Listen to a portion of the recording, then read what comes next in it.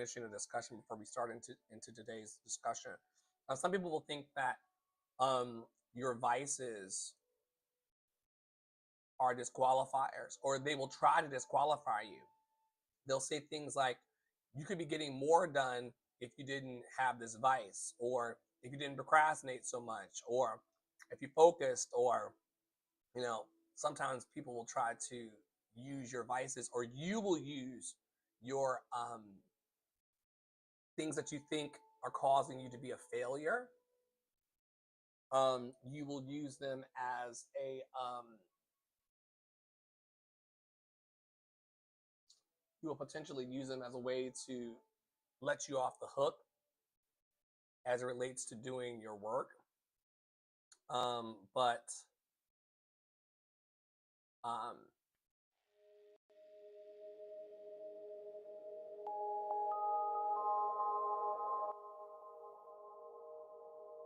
all is well. All is well. Everything is working out for our highest good. And out of this situation, only good must come, and we are safe. All is well. All is well. Everything is working out for our highest good.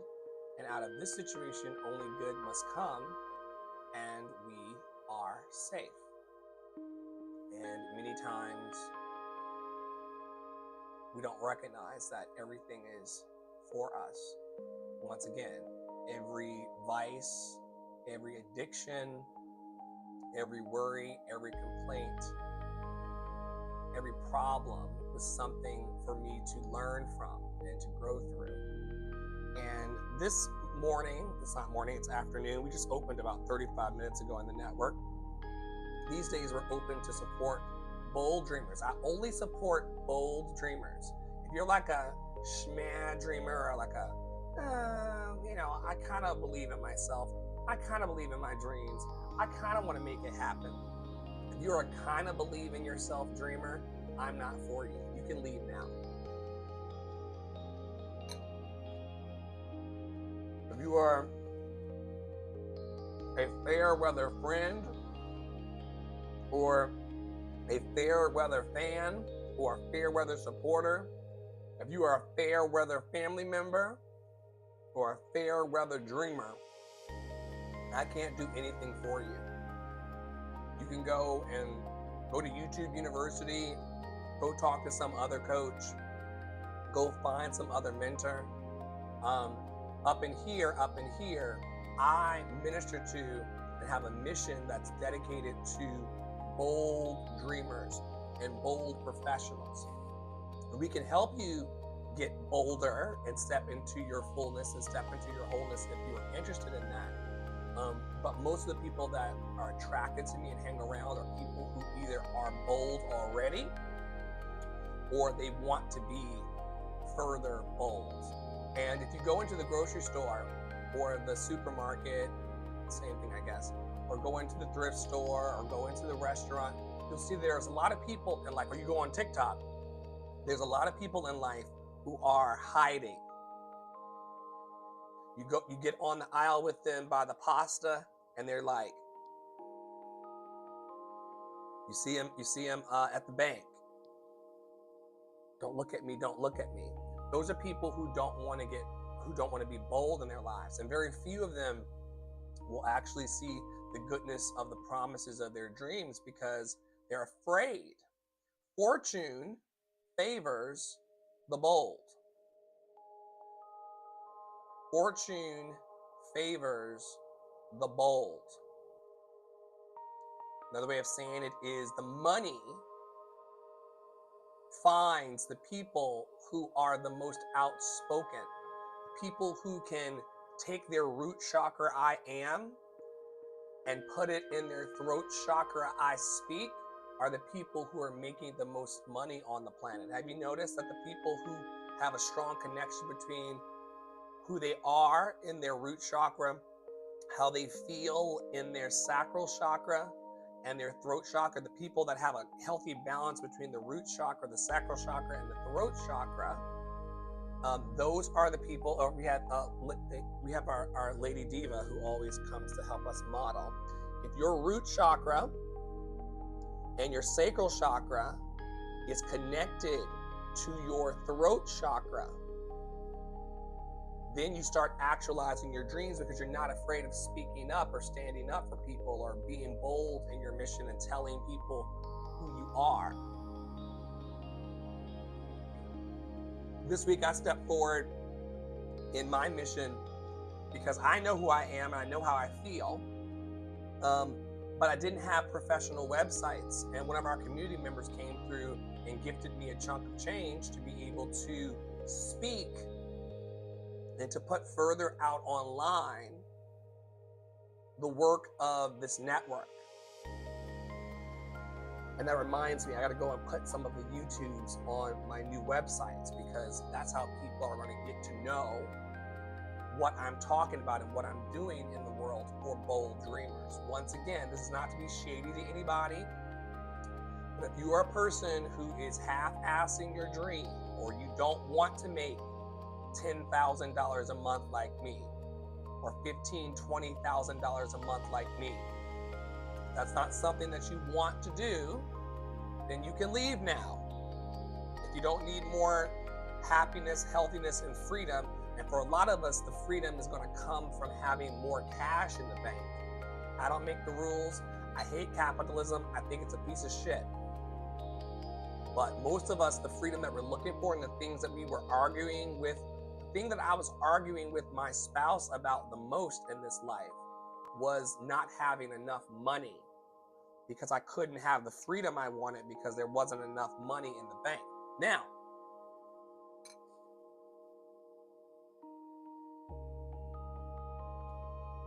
we've gotten now to the space of freedom where there's money in the bank. So guess what? There's less emotional tension inside. There's less arguments in the house. Actually, there's no arguments in the house. Now that we got money, right? Now that my donations are up, now that my clients are up, my sponsorship is up. That was the thing. You know how many divorces happen in this country because of money trouble? So in order to get more money and to get more opportunity in your life, you're going to need to be confident and bold. And confidence coaching and clarity coaching and boldness coaching is what I do professionally in the world. I help people step into the environment that they wouldn't step into on their own if they didn't have a cheerleader like Dr. Flo. Okay? I'm open from 12 noon until 8 p.m. every day. If you want to slide into the DMs and have a conversation about affirmation, life coaching, and empowerment, I'm here for you. If you want to shrink in your life and go hide in the corner and say, why am I always the last to be picked? Why can't I have a business? I hate my boss. Nobody likes me. I never get great sex, great food, and great adventures, Dr. Flo. That's a big one. People say it in different ways, but I never get great sex, great food, and great adventures, Dr. Flo. What's wrong with me? Nothing's wrong with you. You haven't tapped into your boldness. And part of the reason why you've not tapped into your boldness yet, part of the reason why you have not tapped into your boldness yet, because it's possible, it's possible. Part of the reason why you haven't tapped into your boldness yet is because you're still dealing in cognitive distortions. It's not that there's something wrong with you or bad with you, but there are things going on in your brain that's prohibiting you from having the freedom to move in boldness so that your wildest dream can come true. Once again, people don't fail because they're bad people. People often fail because they don't have a plan. And part of what we do in Love and Action Network professionally is help people come up with plans so they can maximize their dreams and get that great sex, great food, great adventures, and great rest. That's something I've been teaching for years. I believe in great sex.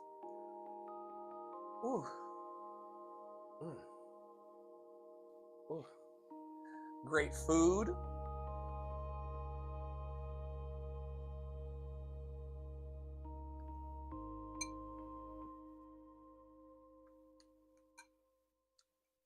great adventure, and great rest. Now, if you hang out with me for 30, 60, 90 days, you just hang out in the TikToks or just come around. And the people who've been around, if you just hang around me in this divine brand, some people come and go. They're like, oh, I'm swiping. I'd rather be watching that man selling pots and pans on TikTok than watch Dr. Flo. Let me get out of Dr. Flo's life. I'm swiping. Let me get away from Dr. Flo because he's going to challenge me to be bold. He's going to challenge me about my dreams. He's going to challenge me to grow. He's going to ask me, yo, Tara, what are you doing today to blacken the canon? Yo, Tara, what are you doing today to be known for being a disruptor in the world of classical music? What are you doing today? And if you're just joining, it's telling me to tell you that I, as the host, am sharing advice about being bold and achieving your dreams. Feel free to ask me about my coaching programs. One of the tools that I use in my coaching programs is cognitive behavioral therapy. And while I'm not a therapist, I'm not a real doctor, I just play one on TV.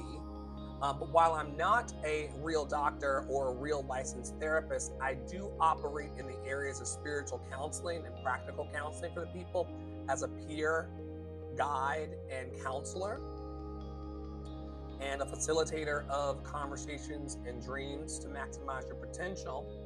And today we're going to be talking about one of the gold standards of psychotherapy, which anybody can apply for free to their lives. So I've got friends in the psychotherapy business, and it is a business. I've got friends in the psychotherapy business who are like, you're doing dangerous work, Dr. Flo. In fact, some of them don't even call me Dr. Flo. Some of them will call me Flo, or they'll use my dead name, Andre.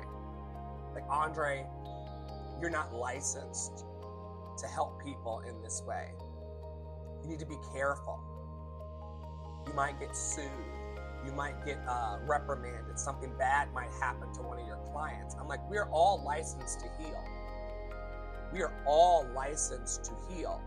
You just wanted to pay $100,000 in debt to get your license so that assigned white at birth people could say, wait now, you're not healing people in the right way. We are all called to heal people. We are all called to be a place of kindness and compassion. Some of us go to school and get $100,000 in loans, and then we get licensed, and then we get scared for a long time that it's going to get taken away from us. I'm like, that's a prison. I don't need that. I don't need to be licensed by assigned white at birth people in order to do my healing practice. Watch me do it. Watch me do it. So, watch me do it. I don't have a license. I don't have a real doctorate, yet people call me Dr. Flo every day, and I'm still actively healing people. I tell you, it's not what you think it is. If you got a dream, there are ways to get it done. And I still teach. Let me tell you something. I go live more than my therapist friends and my pastoral friends combined. In my Rolodex, I have tons of friends who are licensed psychotherapists, and I've got tons of friends who are ordained ministers. I go live doing the work of love and teaching the lessons of love and how to be bold with your dreams more than all of them. They have their certificates and their paperwork. I've got the healing hands. Comparison's the thief of joy, but get into it. There's so much more that we could do with our paperwork. Once again, for the lawyers who watch me, I'm not a licensed psychotherapist and I'm only a doctor on TV. But I am a global healer for those with bold dreams. And today we're going to be talking about cognitive behavioral therapy.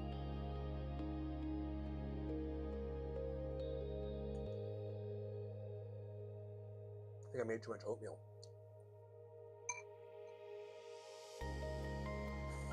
I always do. Then it spoils in the fridge, and then my husband talks shit about me. Why'd you make all that oatmeal? You're just gonna let it go bad in the fridge. You should eat it every day. I'm like, Love me, hate me, leave me, I don't care. Love me, hate me, leave me, I don't care. I'm one of those free ones here. I'm one of those free ones. What's cognitive behavioral therapy? Cognitive behavioral therapy, CBT, is the gold standard of psychotherapy and is widely considered to be one of the most effective evidence-based treatments for depression, anxiety, and panic. You are a person who has depression, anxiety, or panic in your life, which I've had all of them, okay? I've had all of them. If you have depression, anxiety, or panic, or if you're paranoid, I used to have crazy paranoia. Some of that was the substances that I inhaled. Some of it was just I come from a paranoid family. So does Poppy. Poppy Water and I, my husband and I, we both come from paranoid, panicked home environments. So some of you are not bad people at all, but some of you feel the way you do because you come from panicked, paranoid environments. If that is you, cognitive behavioral therapy is the gold standard for this, and it's one of the most effective evidence-backed treatments for these things. If you go into just about any therapist or psychiatrist's office, CBT will likely be one of the first treatments they try. I've gone through years of therapy, decades, well over a decade of therapy I have. And they always talk about CBT, and the people in therapy in the room know that this is one of the treatments that they try. It's one of the first. And so let's try it here. Free CBT, which is the app that I'm recommending today, is a companion app for one of the most common exercises in CBT. You may have heard it called the 3-column technique or catch it, check it, change it. Once again, turn to your neighbor and say, catch it, check it, change it. Catch it, check it, change it. You don't need to be diagnosed with anything to try CBT. It can still help you overcome any stress, fear, and sadness that you encounter in your life. Here's the truth. Your thoughts cause your moods. Your brain is really good at making you feel exactly what you're thinking. We'll have automatic negative thoughts that lead us to fume on something that may not be true. And often the more our thoughts cause us to distress, the more likely they are to be distorted. For example, let's say that you got out of a job interview and thought, I took too long to answer that question. That thought is pretty harmless, but it could lead to a series of more upsetting, distorted thoughts. Because I took too long, I bet I failed the interview. Because I failed this one, I'll probably fail all interviews I get. Because I'll fail all my interviews, I'll probably just be bad at this career and I should give up. Is this true? No. The thought process here is a cognitive distortion, which we're going to talk about today, that mental health professionals call catastrophizing. A cognitive distortion is like a logical fallacy that often is at the root of our automatic negative thoughts. And over the years, mental health professionals have classified a whole list of them. And we're going to talk about them today. All or nothing thinking, catastrophizing, emotional reasoning, fortune telling, labeling, magnification of the negative, mind reading, minimization of the positive, other blaming, other generalization, self-blaming, and should statements are all on the list of cognitive distortions. These are things that I'm prone to often in my life. Thank you, Tara. And they cause me a lot of issues. Distortions give us a framework to challenge negative thoughts. Is it true that taking too long to answer the question will lead to failing the interview, or are we fortune telling? Is it true that failing one interview will cause us to fail other interviews, or are we catastrophizing?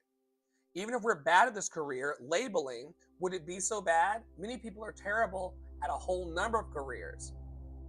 An astrophysicist isn't remotely good at surgery. A teacher might be an awful lawyer. A banker may not be the best firefighter. And digging deeper into our thoughts can often help us find core beliefs that are fueling the thoughts. In this case, we likely believe that we should be great at our job. That's a should statement, another cognitive distortion. But no one is guaranteed to be the best at everything, and it's fine to just be average. By definition, most people are. And I teach this in my practice daily. Better than average will get you paid and laid. just being better than average. People think they need to be the best. In this mediocre society, with all these bland motherfuckers walking around, there's a bunch of bland motherfuckers, boring motherfuckers, walking around the planet. Dr. Flo, I just don't feel like myself. Dr. Flo, I can't make any money with what I love. No one asked you to be the best. Above average will get it done. Most people don't even start though.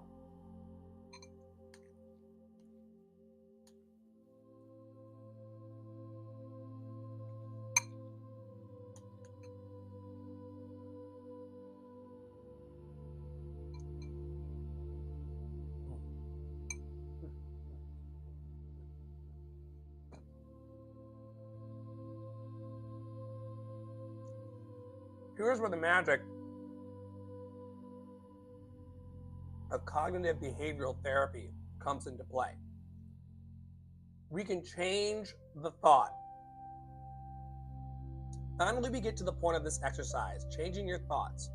If we let ourselves sit and cycle through this type of thought, we'll just make ourselves miserable. How many people have made yourselves miserable overthinking and constantly having harmful thoughts? I have. So instead, we'll incorporate our challenges and write down what a logical automatic thought might be. I may not have done as well as I would have liked in the interview, but it's good practice. If you want, you can do it with a piece of paper,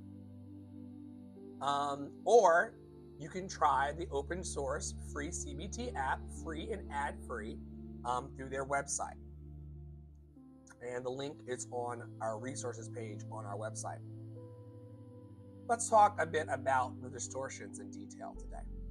Because people are walking around, they're human just like us, and they're like, I don't know what's wrong with me.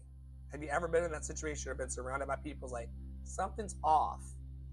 I don't feel like myself. Something's wrong with me. My thoughts are causing me to have that anxiety, depression, that panic, and that paranoia.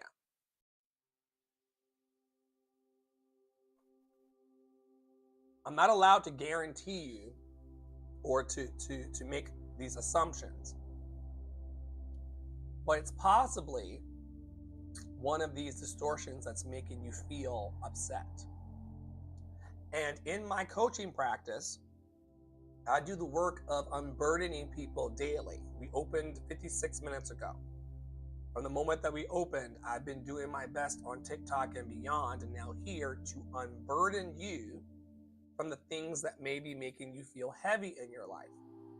Now, Jimmy Jams comes in here every day, and he's like, Dr. Flo, why aren't you more popular on TikTok? Dr. Flo, why don't you have more subscribers on YouTube? Dr. Flo, why don't more people watch you on Facebook? Because there are people in this life, Jimmy Jams and Soul Family, who are addicted to suffering.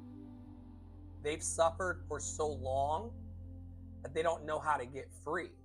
And the truth is, they don't want to be free, they don't want to be saved, and they may never be free and they may never be saved. It's none of my business. If they come in for 20 minutes, see us talking about freedom and how fortune favors the bold, they see us talking about freedom and courage and confidence, and they leave to go live a miserable life for the next 50 years, that ain't got shit to do with me. I know what it's like to live in chains for 20 years, and I ain't ever going back. I ain't ever going back. I'm Harriet Tubman in this bitch. I'm one of Harriet's sons.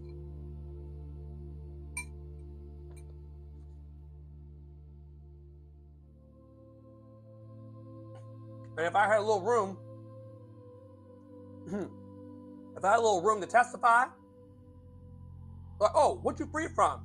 I'm free from homophobia. I'm free from the cult of Christianity. I'm free from people pleasing. I'm free from codependence. I'm free from emotional disturbances. I'm free from the opinions of others. I'm free. No more chains holding me. Y'all can have them. And I'm also free from humility. My husband always says, you can have my humble pie. I'm good. I love it when he says that. He's like, oh, humble pie? You can have my humble pie. I'm not eating that. Who does it benefit for us to be humble in our lives? But haters and family members who don't want, and friends, frenemies, friends who support you, but they don't want to see you do better than them. It takes a special kind of person to have the opposite of jealousy. It's called compersion. Only a few people in life, not a few people, there's only like a certain segment of the population who actually have this thing called compersion. I'm gonna look it up so I don't misguide you. Compersion is the empathetic joy or happiness felt when a loved one, often a romantic partner, experiences joy or pleasure with someone else. Okay? This is from like the kink community. Frequently called the opposite of jealousy, this concept allows positive emotional responses to another person's relationship, enhancing trust, communication, and security within ethical non-monogamy. I don't teach it just in the context of monogamy. It can be experienced in any context, such as being happy for a friend's success. Some people are not happy for you unless it has something to do with them. That's jealousy. If someone's only happy for you if it has something to do with them, that's jealousy. Compersion is being happy for someone's success even when it has nothing to do with you. So if someone wants you to be humble, it's usually because they want to put you in your place or push you down so that you don't pass them in this competitive thing called life. Fuck all that. I'm living for me. And if I pass you, it's because you're not walking. In the words of the master teacher Jesus, pick up your bed and walk. Don't get mad at other people for doing the things that you refuse to do because you haven't chosen to conquer your fear either by yourself or in community. You sound crazy. And I've done this. I've gotten mad at other people or taken out my aggression on other people or disconnected from people because they kept walking down the path towards their dreams, and I chose to sit there and say, why is no one paying attention to me? Why can't I have great sex, great food, great adventures, and great rest? Why do they get to get it and I can't have it? They're walking towards it. They're conquering their distortions. So let's talk about the distortions today, and then we'll move on with our day. Love and Action Network is a peer support organization that encourages, equips, and empowers the talents of bold dreamers.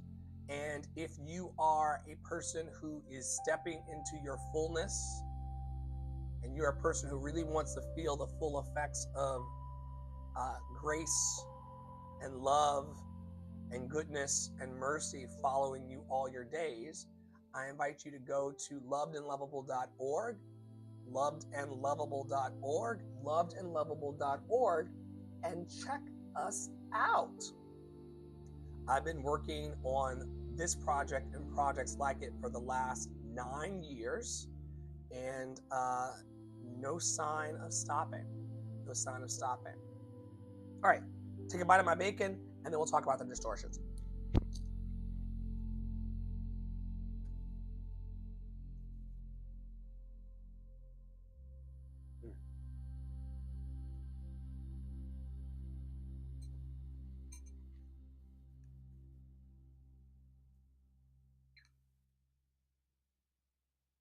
This is another rule.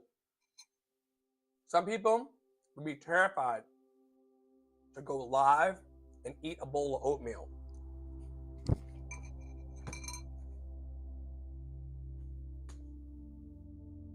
Have a great day, Tara. You're loved and lovable. Some people would be terrified to start alive and to start eating a bowl of oatmeal. Once again, who told you that you couldn't eat a bowl of oatmeal on 3 live streams?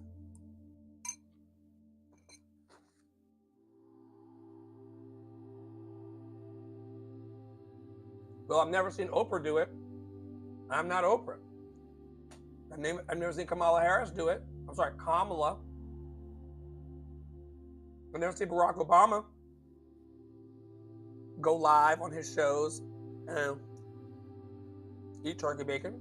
Guess what? I'm not Oprah. I'm not Barack. I'm not Kamala. I'm Dr. Flo. We can do things how we want to do it.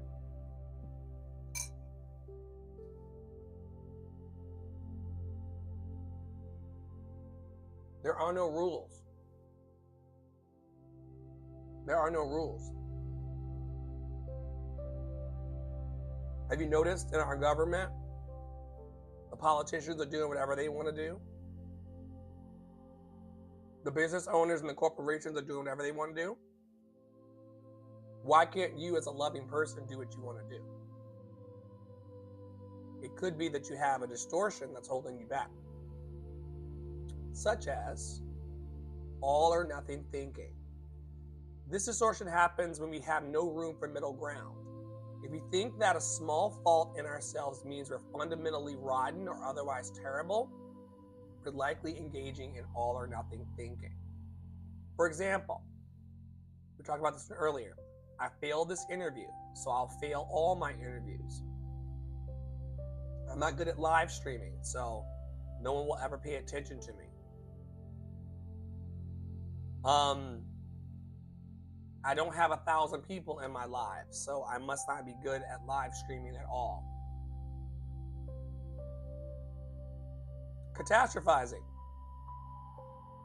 Catastrophizing is when we take a small problem and blow it way out of proportion. Did you make a small mistake at work and are dreading if someone found out even though it's nothing serious? You're probably catastrophizing.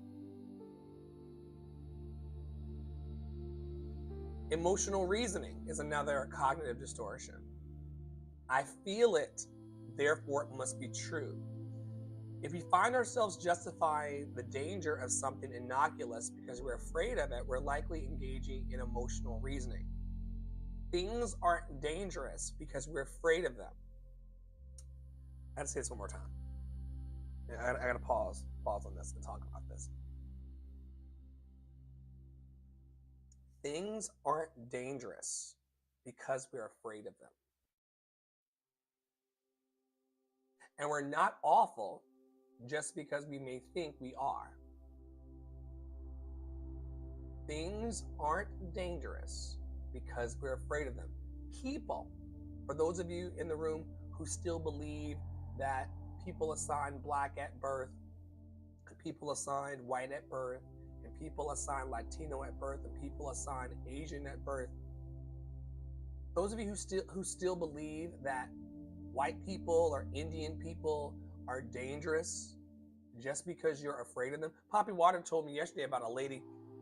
He went into the office to deliver a package, and the lady was like clutching her things to her chest. Black people aren't dangerous, lady, just because you're afraid of them.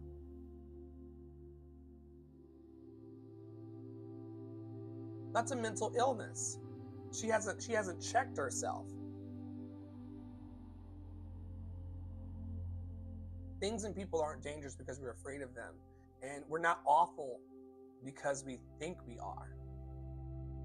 This one's often hard to recognize, and it takes some effort to recognize when your emotional mind is taking the logical reins.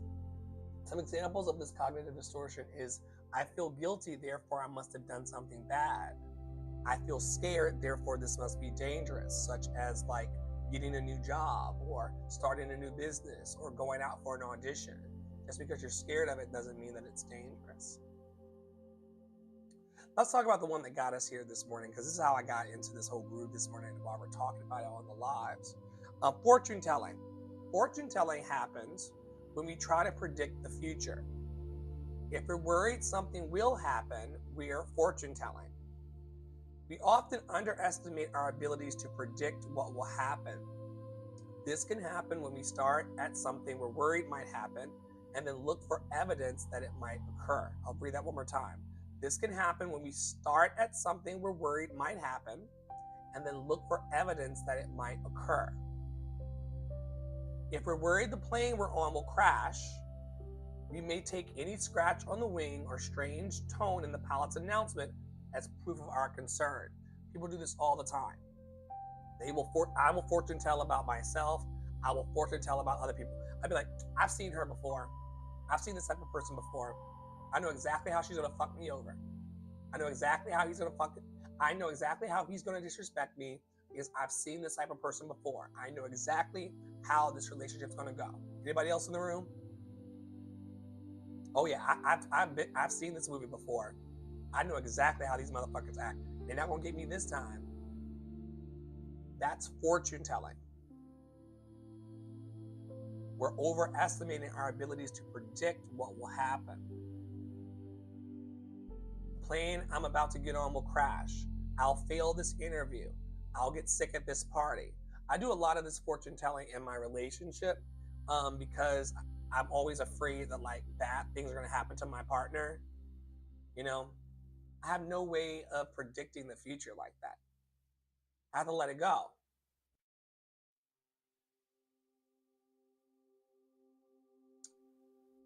Another cognitive distortion that we are overcoming in community is magnification of the negative.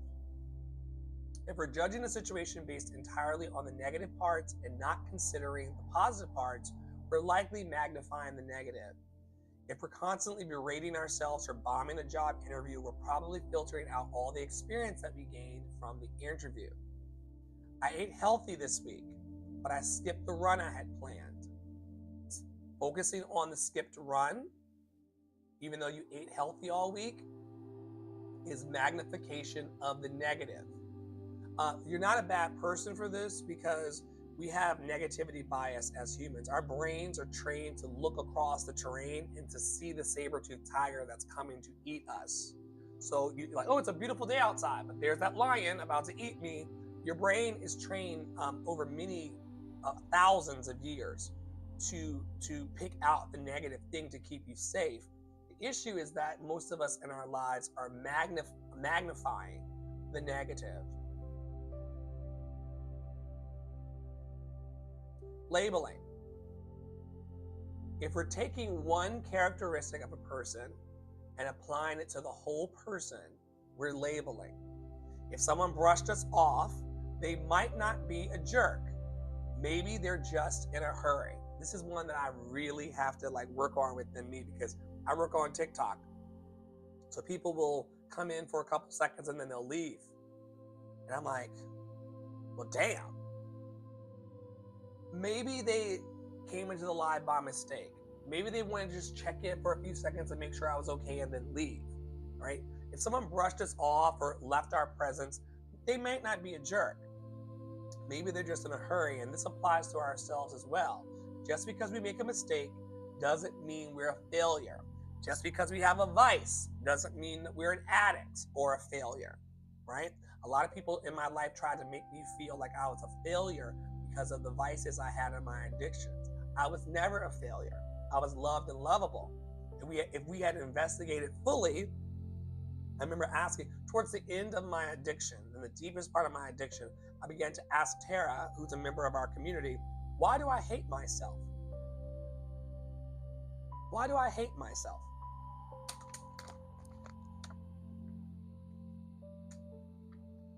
She go, I don't know. Why do you hate yourself? That was the opening of the door, because the reasons of why I hated myself was the reason why I needed to take down my anxiety, depression, panic, and paranoia with the substances. There are reasons why. I don't talk shit about anybody who's still in addiction or anybody who has vices these days because there's an underlying root cause why they're using and abusing substances. We all had a reason. Nobody's just doing it because they ain't got nothing better to do. Usually people who are inhaling things or sniffing things or drinking things, they're trying to take away a certain kind of feeling. Some of it is that they're powerless over it. They don't like the fact that they gotta have it. Like after the substances, I have the code switch for TikTok. After the substances took hold of my life, and I was in it all day, every day for years, I began to feel like, oh, what if I ruin my life? Like, what if I'll never be able to function without this again? This is expensive. This makes me feel bad. I don't like the way I feel when I do this. I don't like it having control over me. Oh man, I really have messed up my life. I used to work on Broadway. Now I'm sitting in the back of a porch in North Carolina, inhaling all day. Shit, I failed. Let me inhale some more to keep from feeling like more of a failure. Then I wait.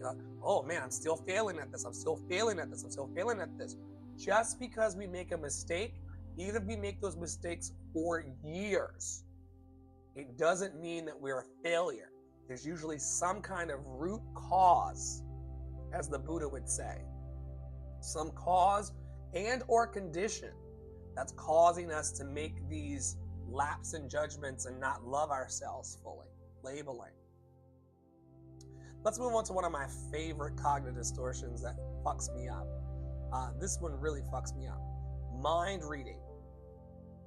If we're worried about what someone else is thinking about us, we're mind reading.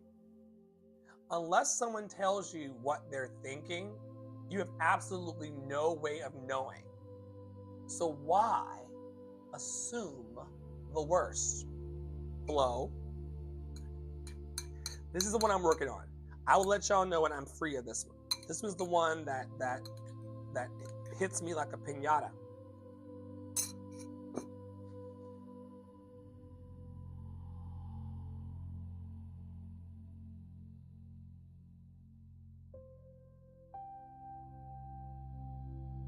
Doesn't happen as much, but my husband used to just look at me and I'd be like, what's wrong with you? Or what did I do? He's like, what are you talking about? You looked at me that way. I looked at you what way? I just looked at you. But I would assume that his looks or my looks meant something. If you're worried about what someone else is thinking about you, here's an invitation to ask them. And that's helped me in my relationships a lot. If I feel like something's off, I'll ask, are you okay? You'd be like, you asked me 15 times. I'm okay. Are you sure? Yes, I'm sure. But if you're worried about what someone else is thinking about you or what they're thinking about a situation, ask them. Because unless someone tells you what they're thinking, you have absolutely no way of knowing. Why, Dr. Flo, are you assuming the worst? Same thing relates to going out for new opportunities or for jobs or for roles or meeting people. Why would you assume that someone's not going to like you or that you're not going to get the job? You have absolutely no way of knowing. Why assume the worst?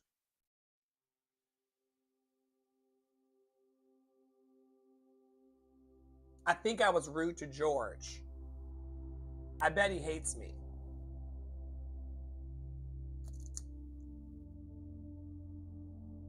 George is not thinking about you, girl.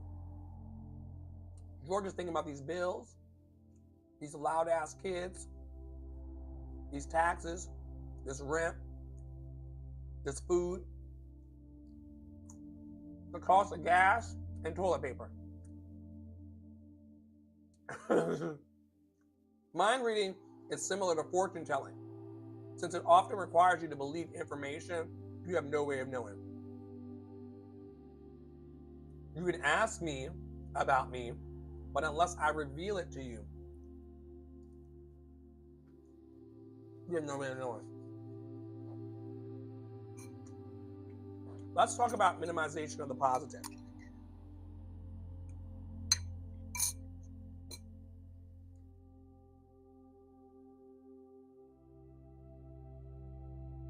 If we downplay the good things that are happening to us, we're minimizing the positive. Even if our day didn't go 100% as planned, it doesn't mean that the 60% that did go right should be ignored. An example of this is many people liked my presentation, but I stumbled giving the intro, so it was bad. Another cognitive distortion is other blaming. If a bad situation must be the fault of someone else, we're other blaming. If you fail an exam and you're blaming the teacher, you're directing your energy to the wrong place. Someone cut you off on the highway. If you honk your horn, flip them off, and stew, how is that helping? Now you're cut off and mad. That doesn't mean you have to blame yourself for every negative situation. You don't have to blame anyone. No one has to be at fault if you let the situation pass without attaching blame. That jerk is taking too long in line, and I'm going to be late. That is a cognitive distortion of other blaming.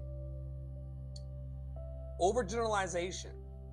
If we draw conclusions based on just one example, we're overgeneralizing. If you bombed a presentation and assume it means you're bad at presenting, you're overgeneralizing.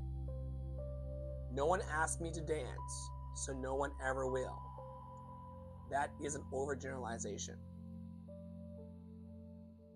Second to last, we've got self-blaming. If you're attributing the negative situation entirely to yourself, if you're attributing a negative situation that you're in entirely to yourself, you're self-blaming. You don't have to be responsible for everything bad that happens. If you're getting caught in traffic and you're berating yourself for not leaving earlier, you're self-blaming. Why would you treat someone else this way? Why would you treat yourself this way? And last, should statements. If you're assigning someone abilities they don't have, you're using faulty should statements. For example, if you have a fear of flying and you're telling yourself, I shouldn't be afraid of this, there's nothing wrong with the airplane, you're putting an undue burden on yourself. You have a fear of flying. It's normal for people who have a fear of flying to be afraid of flying. Should statements can seem nonsensical when you say it out loud. That's the point. They're illogical. An example of one of the major should statements that we see in the world is, I'm an adult. I shouldn't have these mental issues.